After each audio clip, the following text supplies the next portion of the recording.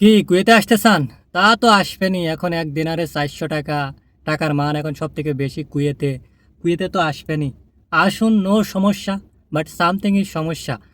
কুয়েতে আসার আগে অবশ্যই আপনাদের ৩টি বিষয় মাথায় নিয়ে আসতে হবে। নয়তো আমার মতো প্রথম দিন এসে জরিমানা খেতে হবে।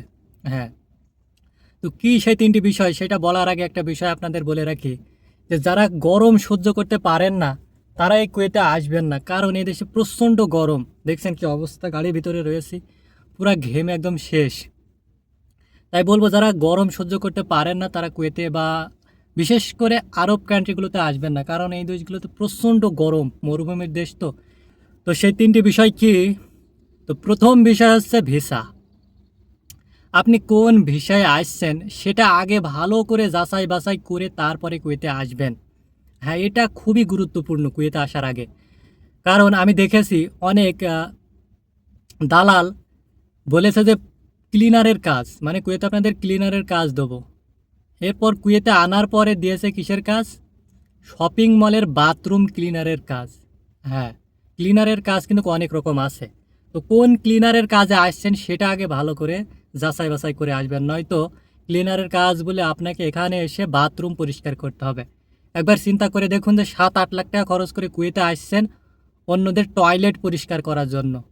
তাই আগে ভালো করে যাচাই বাছাই করে আসবেন যে আপনার ভিসা ভিসা কী, কী কাজ, কেমন বেতন, কেমন ফ্যাসিলিটি। দালালের কথা 100% বিশ্বাস করবেন না। তাই যারা কুয়েতে আছে তাদের থেকে একটু পরামর্শ নেবেন যে আমি এই কাজে আসছি, এই কাজটা কেমন হবে, তাহলে আপনি উপকৃত হবেন। তো দ্বিতীয় নম্বর যেটি আপনার অবশ্যই জেনে আসতে হবে সেটি হচ্ছে কুয়েতের ট্রাফিক আইন। হ্যাঁ, এটা সব থেকে গুরুত্বপূর্ণ। এই জায়গায় আমি এসে ধরা খেয়েছি। তখন আমাকে কেউ বলে দেয়নি যে তুই এইভাবে গাড়ি চালাবি, এইভাবে গাড়ি চালালে তোর জরিমানা আসবে না, এইভাবে আমাকে কেউ বলে দেয়নি। সে কারণে আমি প্রথম দিন এসে জরিমানা খেয়েছি। তাই আপনাদের আমি সতর্ক করে দিচ্ছি যে কুয়েতের ট্রাফিক আইন কিন্তু খুবই কঠিন। তাই কুয়েতের ট্রাফিক আইন সম্পর্কে আগে ভালো করে জেনে শুনে তারপরে আসবেন। কুয়েতের আইন সম্পর্কে জানতে হলে ইউটিউবে হাজার হাজার ভিডিও পেয়ে যাবেন, সেখান থেকে দেখে আসবেন। তো আমি কিছু ধারণা দেই যে কী আইনগুলো আপনারা দেখে আসবেন। তো প্রথম হচ্ছে এদেশের ট্রাফিক আইন। হ্যাঁ, এদেশের ট্রাফিক আইন কিন্তু খুবই কঠিন। এখানে প্রতিটি রাস্তায় ক্যামেরা বসানো রয়েছে।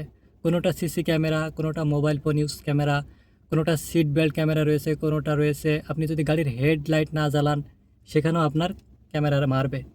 তো এগুলো ভালো করে জেনে আসবেন। আর নাম্বার 3-এ রয়েছে ভাষা। আপনারা তো জানেন যে যে কোনো দেশে আপনি যদি একটু ভাষা জেনে যান তাহলে আপনার জন্য সহজ হবে। আর আপনি কিছুদিনের মধ্যে আপনার জায়গাকে উন্নত করতে পারবেন শুধুমাত্র এই ভাষার জন্য। তাই কুয়েতে আসার আগে অবশ্যই কিছু ভাষা শিখে আসবেন। বিশেষ করে এদেশে কিন্তু বেশি হিন্দি চলে। আপনারা যদি হিন্দি জেনে থাকেন তাহলে তো ভালো। এদেশে হিন্দি এবং আরবি বেশি চলে। আপনি যদি ইংলিশ জানেন তাহলে ভালো, মোটামুটি কাজ চলে যাবে। কিন্তু বাংলা এদেশে খুবই কম চলে। খালি জাহারা অঞ্চলগুলোতে একটু বাংলা চলে, কারণ সেখানে সব বাঙালি, সে কারণে সেখানে বাংলা চলে। আর বাদবাকি এলাকাগুলোতে হিন্দি, ইংলিশ এবং আরবি। হিন্দি এবং আরবি বেশি চলে, ইংলিশ একটু কম চলে, কারণ ইংলিশ তো সবাই জানে না। তাই ভাষা আপনাদের অবশ্যই কিছু শিখে আসতে হবে। ইউটিউবে আপনারা হাজার হাজার ভিডিও পেয়ে যাবেন। কুয়েতের ভাষা বলে সার্চ দিলে অনেক ধরনের ভাষা আপনারা দেখতে পারবেন, সেখান থেকে ভাষা শিখে আসবেন। তো এই ছিল 3টি টিপস। এই 3টি টিপস অবশ্যই আপনারা শিখে আসবেন, তাহলে আশা করা যায় আপনাদের কোনো ধরনের সমস্যা হবে না। আর এদেশে আমি আবারও বলছি প্রচণ্ড গরম, আপনি যদি গরম সহ্য না করতে পারেন তাহলে এদেশে আসবেন না। তো ধন্যবাদ সকলকে। আমার চ্যানেলে নতুন হয়ে থাকলে অবশ্যই আমার চ্যানেলটি সাবস্ক্রাইব করে পাশে থাকবেন। ধন্যবাদ।